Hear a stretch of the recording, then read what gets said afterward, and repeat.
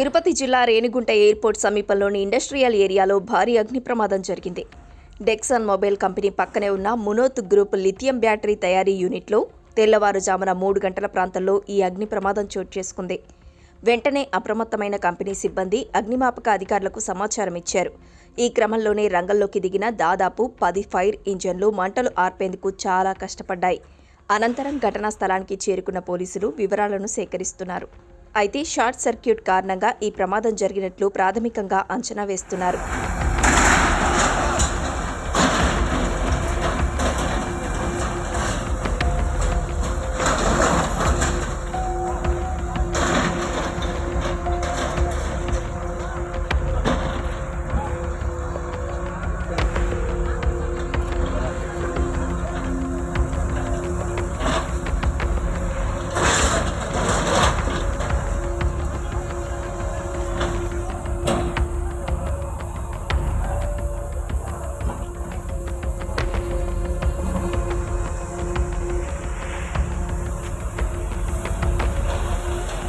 మంటలు భారీగా చెలరేగడంతో ఫ్యాక్టరీలోని బ్యాటరీలు, మిషనరీ, ముడి పదార్థాలు కాలిబూడిదయ్యాయి.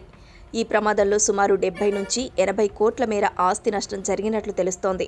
పరిశ్రమలో ఒక్కసారిగా మంటలు చెలరేగి కాసేపట్లోనే విస్తృతంగా వ్యాపించాయి. మంటల తీవ్రత కారణంగా మొత్తం పరిశ్రమ అగ్నికి ఆహుతైంది.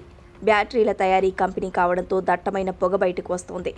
అదృష్టవశాత్తు ఆ సమయంలో పరిశ్రమలో ఎవరూ లేకపోవడంతో ప్రాణ నష్టం తప్పింది. అయితే పరిశ్రమ లోపల ఇంకా మంటలు అదుపులోకి రాలేదని పోలీసులు చెబుతున్నారు.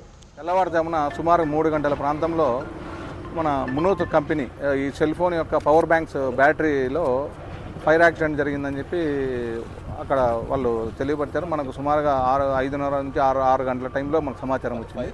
ఇమీడియట్గా మనం ఇక్కడికి రావడం జరిగింది. తర్వాత మన ఫైర్ డిపార్ట్మెంట్ వాళ్ళు కూడా వచ్చి సుమారు ఒక 6 ఇంజన్లతో వాటిని ఆర్పేయడానికి ప్రయత్నం చేస్తున్నారు.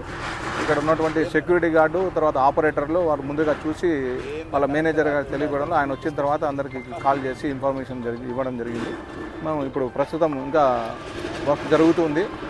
ఇది ఎంతవరకు ఉందనేది ఇంకా లోపలికి ఇంతవరకు పోలేకపోతున్నారు. లోపల ఫైర్ ఎక్కువగా ఉంది. ఇప్పుడు వరకు అయితే ఆ విధంగా ఉంది. ఎక్కడే కానీ ప్రాణ నష్టం అయితే ఎక్కడ లేదు. ప్రమాదం గల కారణాలు ఏమైనా సార్?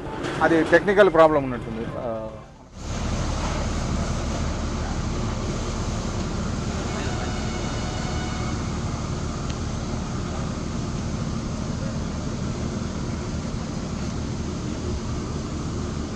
ఎక్కువ సేపు